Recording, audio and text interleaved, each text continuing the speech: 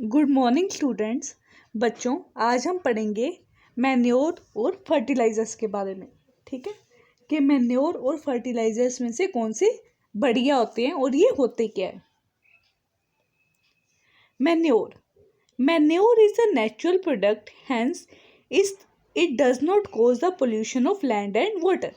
हमने last video में पढ़ा था कि मैन्योर जो है वो प्लांट्स और एनिमल वेस्ट से मिलकर बनते हैं, तो ये नेचुरल प्रोडक्ट है, ये कोई भी पोल्यूशन क्रिएट नहीं करते। It increases the amount of humus in soil but it does not contain all the essential nutrients for crops. कहते हैं कि इसमें क्या होता है, ये सॉइल को ह्यूमस तो प्रोवाइड करता है। ह्यूमस मतलब कि वो मटेरियल जो ग्रोथ की प्रोडक्शन के लिए रिक्वायर्ड होता है, लेकिन इसमें न्यूट्रिएंट्स नहीं होते जो क्रॉप्स को चाहिए होते हैं। नेक्स्ट हमारे पास आते हैं fertilisers. Fertilisers on the other hand are synthetic materials that are added to the soil to provide all the essential nutrients to a crop resulting in a higher yield।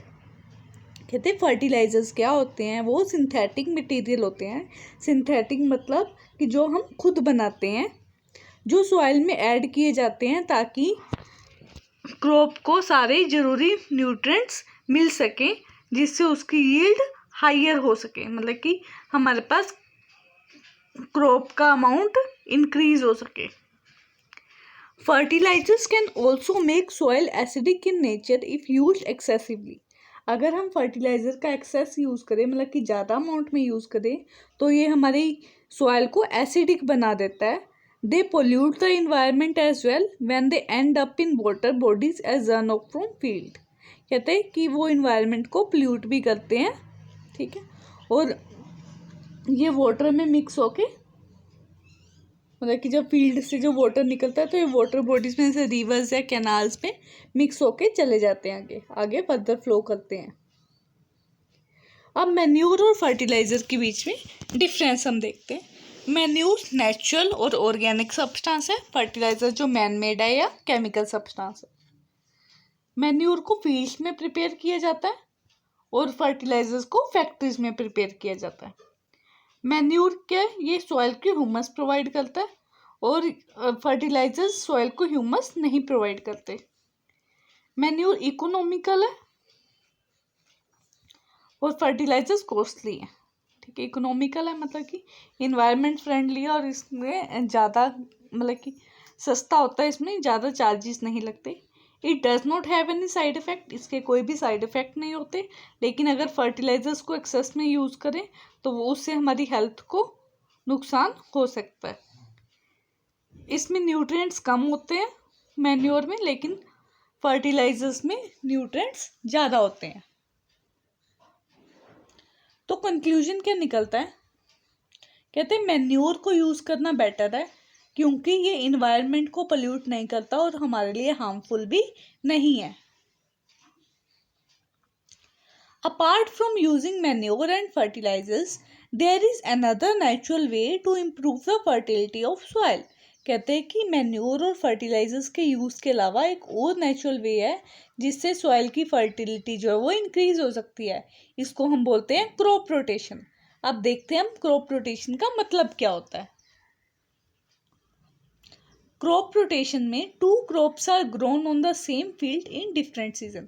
एक ही फील्ड में अलग अलग season में अलग अलग crops को grow करना, इसको हम क्रॉप रोटेशन बोलते हैं। मान लो फर्स्ट सीजन में आपने वीट ग्रो की, ठीक है, सेकंड सीजन में आपने राइस ग्रो कर दिए, तो इससे ऐसा क्यों ग्रो करते हैं हम, क्योंकि मान लो कि जो वीट को रिक्वायरमेंट्स है जिन न्यूट्रिएंट्स की, उस न्यूट्रिएंट्स की रिक्वायरमेंट राइस को नहीं होती, तो जब अगेन वीट ग्रो होनी होती है तब तक वो न्यूट्रिएंट सॉइल में आ जाते हैं। लेग्यूम्स क्या होते हैं, अब बोलते हैं रूट नोड्यूल है। देखो, in the roots of legumes microorganism like nitrogen fixing bacteria such as rhizobium और ब्लू ग्रीन एल्गी लिव। कहते हैं कि क्या होते हैं, लेग्यूम एक प्लांट है जिनके रूट्स में ऐसे माइक्रो ऑर्गेनिज्म रहते हैं जो नाइट्रोजन को फिक्स करते हैं ऐसे बैक्टीरिया हैं जिसको राइजोबियम बोलते हैं या ब्रूगिन एल्गी है, ठीक है। The leguminous plants improve the fertility of the soil by adding nitrogen to it. कहते हैं जो लेग्यूमिनस प्लांट है वो सॉइल की फर्टिलिटी को इंक्रीज करता है उसमें नाइट्रोजन ऐड करके सॉइल में, ठीक है। तो जब वीट हम नेक्स्ट सीजन में ग्रो करेंगे तो सॉइल में गुड अमाउंट ऑफ नाइट्रोजन आ जाता है जो हमारी सॉइल के लिए ज़रूरी होता है। राइस को नाइट्रोजन की ज़रूरत नहीं होती, तो इसलिए हम सीजन 2 में लेग्यूम्स ग्रो करते हैं वहाँ पर, ताकि हमारी सॉइल में नाइट्रोजन का अमाउंट जो है वो हो सके, प्रॉपर हो सके। अब है इरिगेशन। इरिगेशन मतलब सिंचाई करना, पानी देना फील्ड को। देखो क्या हो रहा है पिक्चर में, बहुत सारा पानी चल रहा है खेतों में, है ना। Yes, the plants in my field are getting water. कहते हैं कि जो मेरे फील्ड में प्लांट्स हैं उनको पानी मिल रहा है, ठीक है। This is also known as irrigation. इसको क्या बोलते हैं हम, इरिगेशन बोलते हैं।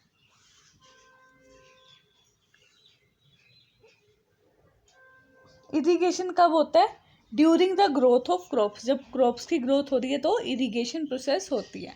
The supply of water to crops at different interval is called irrigation. कहते हैं कि वाटर की सप्लाई करना क्रॉप्स को अलग अलग टाइम पर, उसको हम इरिगेशन बोलते हैं।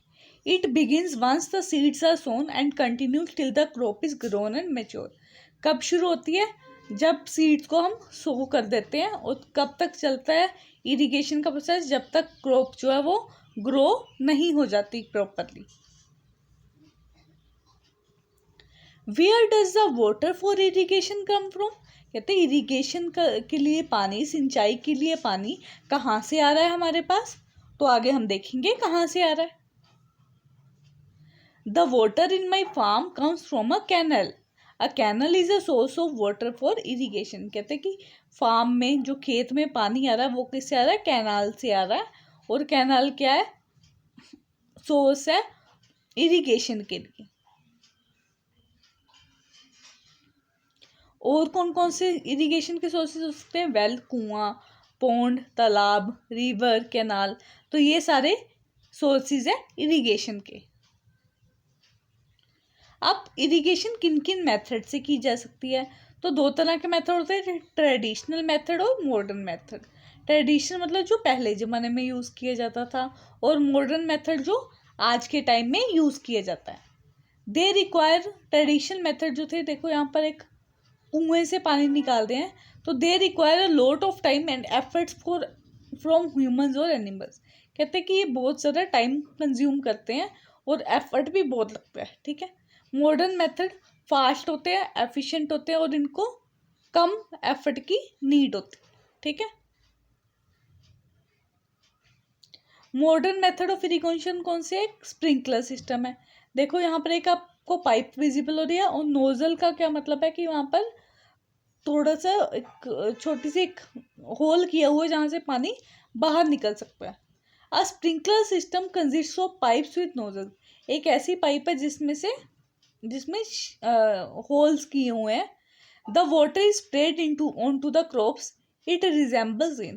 कहते हैं वाटर क्रॉप्स पर स्प्रे किया जाता है, इससे स्प्रे होता है पानी, और ऐसा लगता है जैसे बारिश आ रही है। It is fast and efficient but can lead to wastage of water. कहते हैं कि ये फास्ट मेथड है, एफिशिएंट मेथड है, लेकिन इसमें पानी की वेस्टेज बहुत ज़्यादा होती है। मॉडर्न मेथड ऑफ इरिगेशन जो है ड्रिप सिस्टम है। ड्रिप सिस्टम में क्या है, पाइप है और पाइप के नीचे होल किया हुआ है, ठीक है।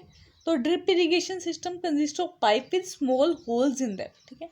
नोजल्स मतलब कि ऊपर की ओर कोई चीज़ उठी हुई है, ठीक है, जैसे थोड़ी टैप सी या कोई पाइप सी ऊपर की ओर की हुई है ताकि उसमें से पानी जाता रहे, ठीक है। The water falls drop by drop directly on the root of the plant. Water drop करके प्लांट्स की रूट पर जा रहा है। It is very useful in areas where the water levels are low. ये मेथड वहाँ पर यूजफुल होता है जहाँ पर पानी का लेवल कम होता है। It prevents wastage of water. ये पानी की वेस्टेज नहीं करता। तो बच्चे ये मेथड है इरिगेशन के। Thank you.